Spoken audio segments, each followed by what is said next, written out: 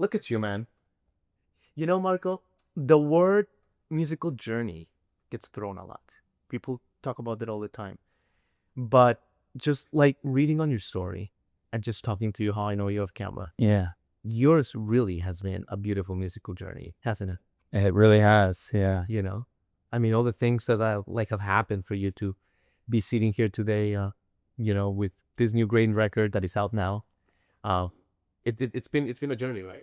It certainly has, Jamie. I appreciate it. Yeah, I've stuck with it all my life and never really let other things deter me from going after my dreams and my goals. I just always made time for music, no matter what I had to do. Yeah. What jobs you have to do on the side, relationships, they can suffer from being a lifer in music, but what we've decided, what we've focused on is our family and our approach to preserving art and music and making that such a big thing in our family. So it's part of what we do, so it's not like I'm going to a job necessarily, it's just it's in my DNA. It's who you are. Mm-hmm. Absolutely. By the way, the name of the album is Silver Boy. That's right. Out now.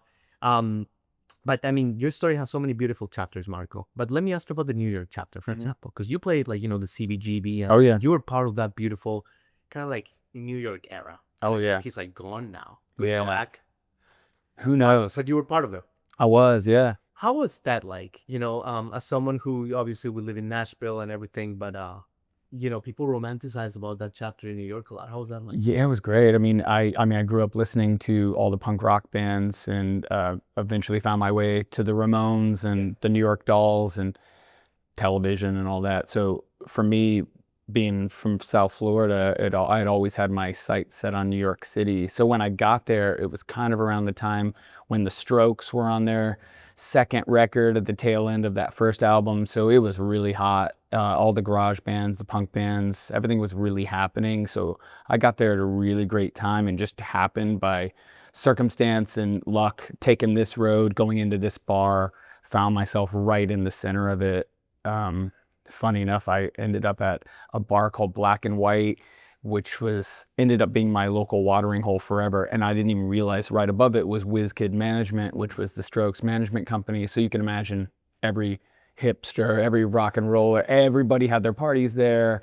And so I frequented that. And I ended up at that bar after a Hives show at Irving Plaza, probably 2005, maybe 2004, something like that. And yeah, it was just a beautiful thing to be a part of that, to hit St. Mark's Street and making those relationships at Trash and Vaudeville with Jimmy, who has since passed on. But CBGB's being right there, that's such an important, iconic punk rock venue and institution. And I was lucky enough to play the CBGB's Gallery and the CBGB's Gallery and CBGB's like 313. It was like now it's a photo studio as well. They sell like Morrison Gallery is there now, and John Barbados is so at least he's keeping it a bit rock and roll and doing clothes and stuff. But it's strange to go back. It's not quite the same as I remember, but I mean, it was everything for me, New York. Yeah, absolutely. The window to the world, my gateway to getting over to Europe more frequently as an artist. And it wouldn't have happened had I just stayed in Florida. Yeah,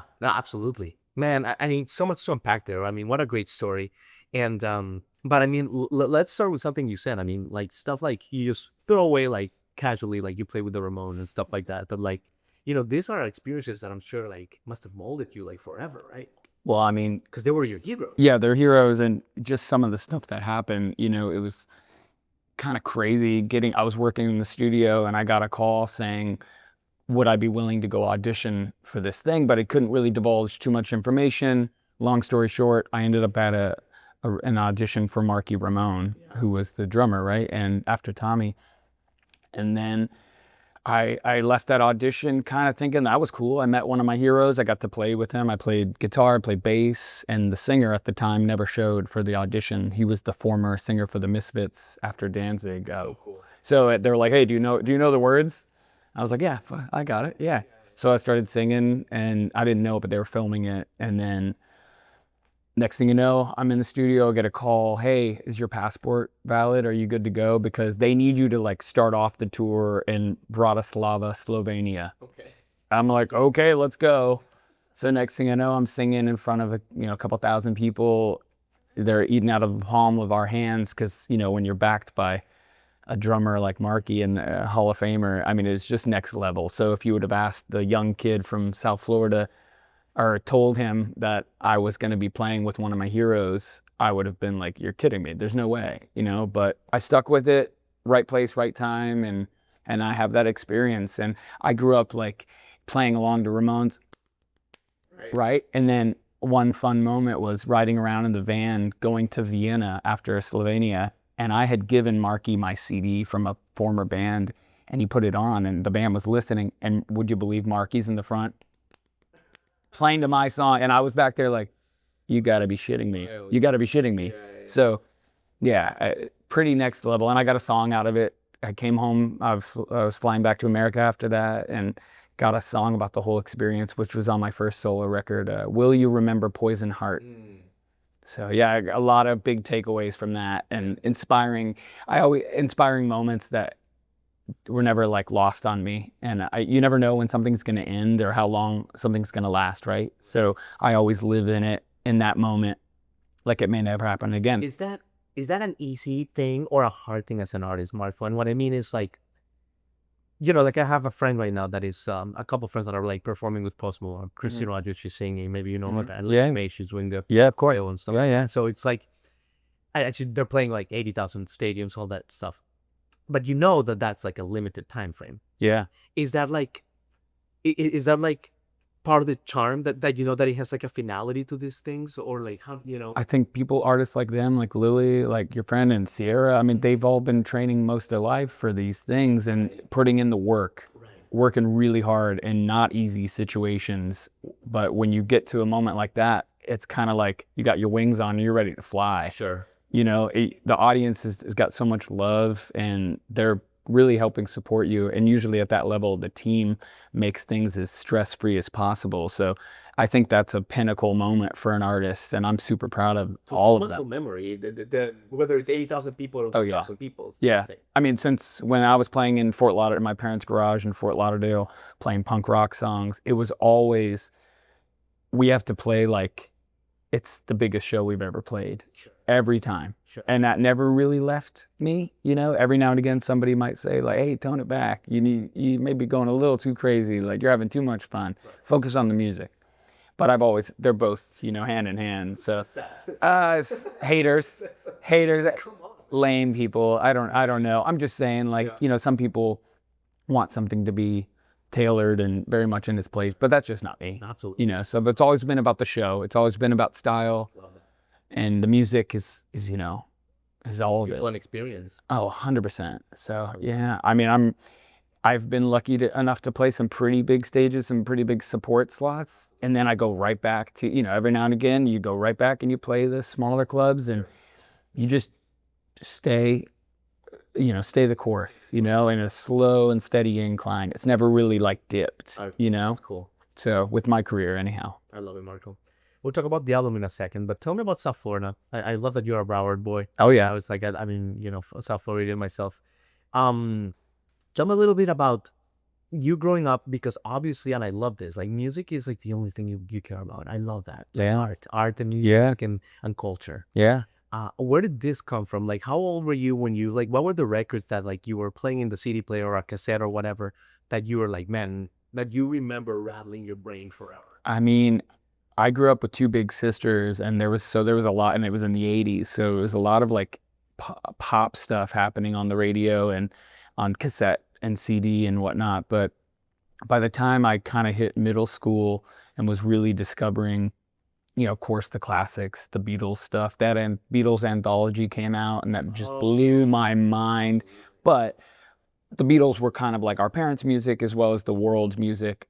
But for me, it was when I found punk rock music, and my best friends, Travis and Chad, we would all go to every single local show, every single touring punk show. Anybody who traveled past Orlando and came down to West Palm, Fort Lauderdale, Miami, we were going to the shows, whether our parents dropped us off and we got X's on our hands, or, so we kind of soaked all that up and learned from it. And if we had a little pocket money, we'd buy a 7-inch and we'd learn from it. But it was always that ethos, that DIY punk rock thing. So I mean, I guess the gateway band at the time had to have been, and I'm not ashamed to say it, Green Day was a huge thing because Green Day turned me on to Lookout Records in San Francisco and all that Bay Area pop punk. So anything within that Ramones core world, even some of the ska stuff came through, and it was just fun because people were dancing and, but yeah, Green Day led to the Ramones, and then there was Rocket from the Crypt came down to Miami and played Bayfront and blew our minds.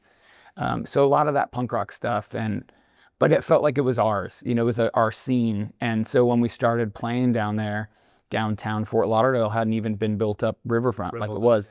Was that? That was called The Edge. The Edge. It was called The Edge, and then it was like the Chili Pepper and then Revolution. But we used to go, I think the first Warped Tour happened there, like L7, Guttermouth, all these people. We had tickets. I had to sell mine, and my two best friends went, but I had to go on a family trip. So I missed the first Warped Tour, but I saw like the second, third.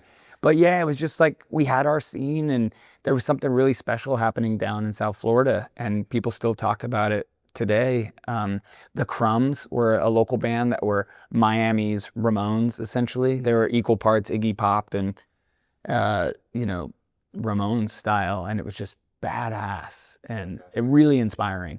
So, and they ended up being on Lookout Records too. So we're like, oh my God, they're on Lookout, Oh yeah, and all those, Chris Carrabba from Dashboard Confessional, he was at Broward County, yeah, and he was in a band we used to go play shows with called Vacant Andes. So I knew Chris when he was just Chris Carrabba, and seeing him take off the way he did made me proud, of where I came from. Yeah. Dude, absolutely. And you make me proud right now, bro. Thanks, man. The lineage, man. Thank you. Absolutely. It truly means a lot. Yeah, absolutely, brother. But yeah, let me ask you about Silver Boy.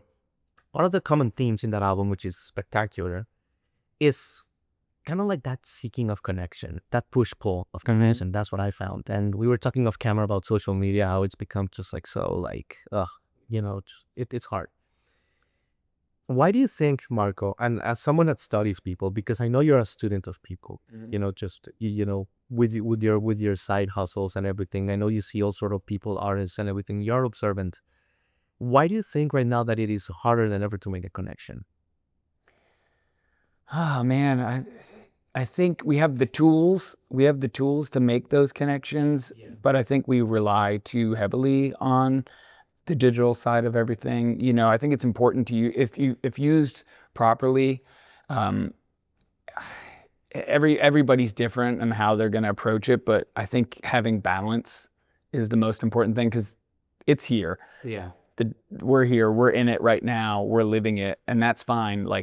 But I'm just really thankful that I had that childhood where I grew up where I didn't really have that. So I know when it's time to turn off and kind of like go take my shoes and socks off and put my feet on the ground or the grass, and I think people just need that balance, going out and finding real connections with human beings. That's why the music community is so important to so many people, because you're in a room full of people rather than, it could be easy just to sit home on your couch and put it on your phone or on your iPad or whatever, but getting out of your house and showing up, right?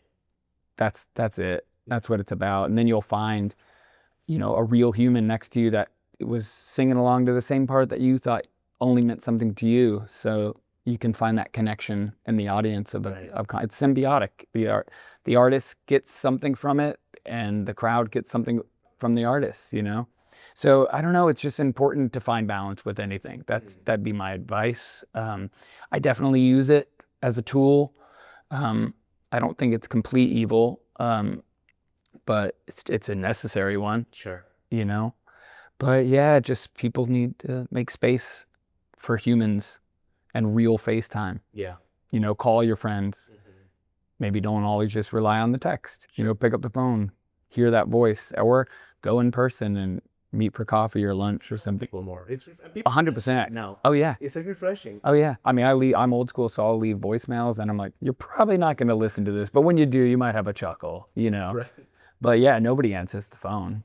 It's like, oh my God, somebody's calling my phone. Oh. So it's weird to me. I've been calling people on the phone since it was 3:05. Yeah. Not 954. You remember? Absolutely. Oh man. But yeah, it's tough, with social media and everything. But artists are able to get their music further than we could have ever imagined. Right. You know? That's a good side for sure. So looking at the benefits from it rather than focusing, for me, always focusing on the negative, because there's a time and a place for that. Absolutely. Get that out of your system. Go for a walk, go for a run, you know? Your shows, Marco, like we were talking about, are very memorable. And I mean, people just love them. I mean, you just had a packed show here about 3 weeks ago. We taped this, the album release show. And you're going to tour some more this year. And I couldn't help but thinking, like, I mean, you've toured with people like Devo. You've toured with like all sort of like, you know, spectacle bands.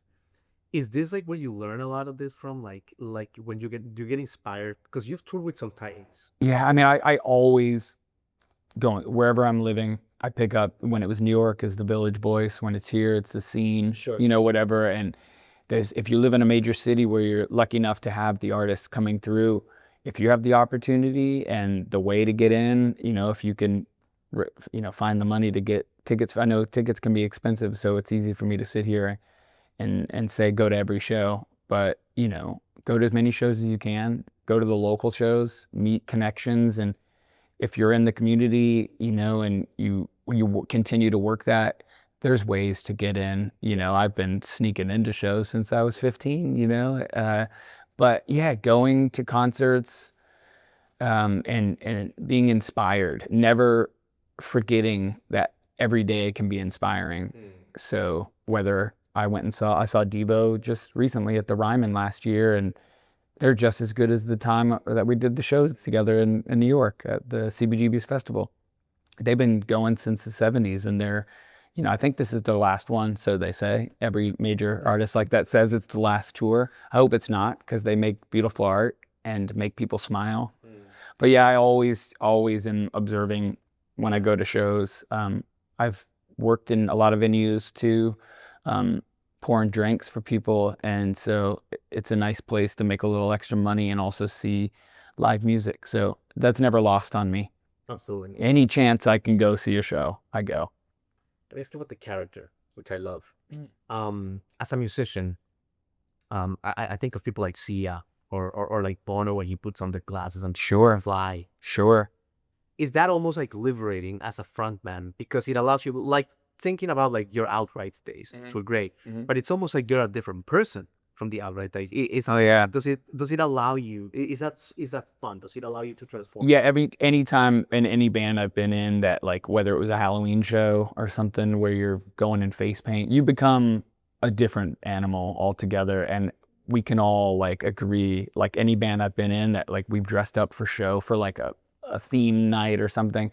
It's just way more fun to kind of let loose and be somebody else, you know, just for the audience. We're in the business of show, you know, so, but yeah, you definitely like can become a whole nother character, and you realize why bands like, you know, Kiss or Slipknot or whoever are still wearing masks or what have you, or Orville Peck or whatever, these people are doing this. It's just it's a fun way to express yourself, and another piece of flair, you know. It's not just a pocket square or your cool boots. It's like a fashionable mask or a cool hat, you know. I don't know. For me, it kind of happened. I wrote the album. I pretty much finished the album, and I had the front cover. I was trying to figure out how to convey a thing to my family. I had this clarinet that my grandfather had given me just before he passed away, and he was a first chair clarinet player in the Italian army band, and yeah, so he gave that to me, and it's just this beautiful piece of history for my family. And I think I'm one of the first. My cousin also takes music pretty seriously too, and we wrote a lot of songs together. But for me, I'm one of the ones that has definitely like made it a career and made it more of a lifelong pursuit. And anyhow, back to the album. I was trying to stage this photo. I had the piano that was passed down to me by my mother and father that my grandmother used to play on all the hymnals and everything around the house. And I had the clarinet, and I was trying to figure out, would people get that if I was just in front of the piano and taking the photo? And then I remembered that my parents had this silver mask from one of their trips to Europe and Italy. There was a big gala or something they wore this to or something, and I remembered, And how I could tie it all together was our last name, Argiro, means silver. And the accent, Argiro, it means silver boy. So that then I had the album title. And I was like, is it weird to wear the mask? Should I have the mask? Should I not? Are people going to think I'm just trying to be somebody? I don't really give a fuck. Yeah. I thought it looked cool and it pertained to the title, right? And so when it came time to releasing it, you have to do these necessary evils with social media. I was like, I'm going to have fun with it. And it's become this whole performance art thing. Awesome. You know, I've been doing it for all the interviews and all the live shows, and it just feels nice. I love it. Yeah. I mean, everybody sees my face every other moment of the day. For this, it's like my burlesque moment, just a little bit of a reveal. Yeah. You get the chin and the lips, and maybe the cheekbones. Well, let me leave you with this, Marco, because Yeah. I'm thinking of that song, which we're super stoked about. I mean, this album is so good, and your show, from what I hear, is spectacular. Are you gonna take it on the road? Like, what's the plan? That's the goal. You know, right now we're just working with this vinyl release and doing singles throughout the rest of the summer. Yeah. We're gonna do some in stores, a lot of record stores around the country that we can make it to, while making sure that we take care of our family here and our Mirror network in Donaldson. So I've got a lot of responsibilities these days, but I'm definitely going to carve out time for the Silver Boy album, and I try to do as much as I can. But all your responsibilities are things of light and love. Yeah. They all have that thread amongst them. True. Common thread. That's right. Everybody's like family, mirror. You're giving love and beauty to the world. That's it. That's my role. That's what I think I was destined to do. Yeah. Well, you're doing that. Thanks, Jamie. Appreciate that. Silver Boy, like Marco with Love, out now. Yeah. Thank you so much, brother. My pleasure. Fun. Thank you. Let's do it. Honored, man. Yeah, let's do it. Love it. My name is Marco with Love, but you can call me the Silver Boy, and this one's called Older Again.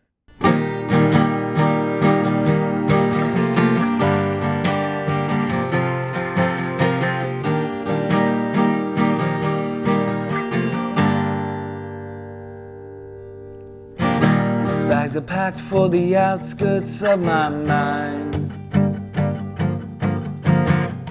20 years and all along haven't been so wise.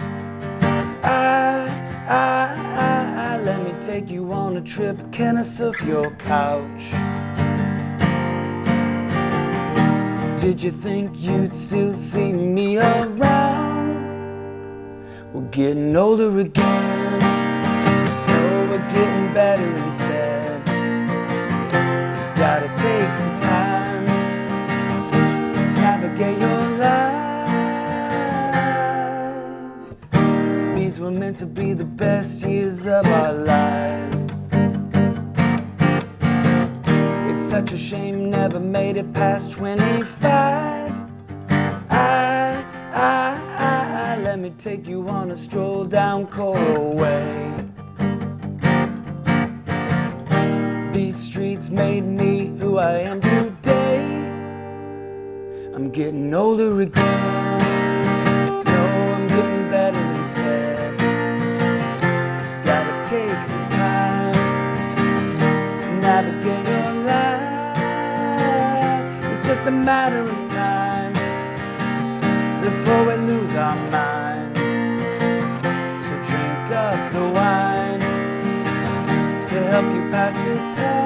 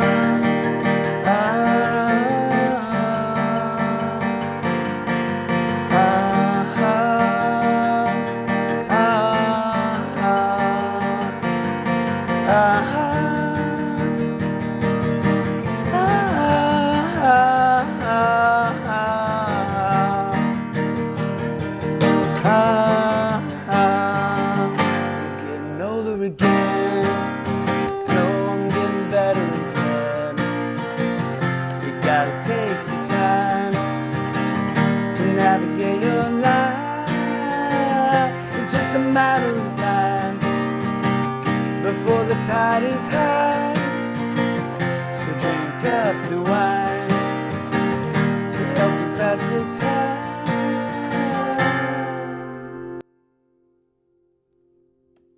Okay, bye. Thank you, Anna. Thank you. Days downhill from here. Thank you for tuning in. Click here to subscribe and get the latest from the show, including exclusive behind-the-scenes footage and once-in-a-lifetime performances.